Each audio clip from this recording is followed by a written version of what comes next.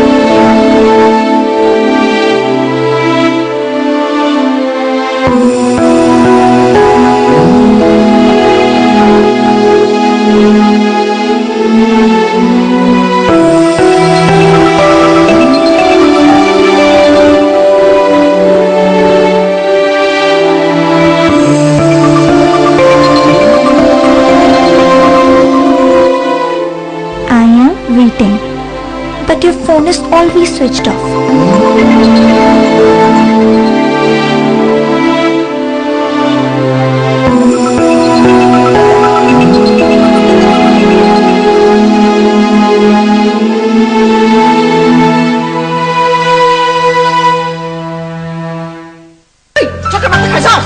খাবো না আমি উঠছি দেখি, আমি উঠছি।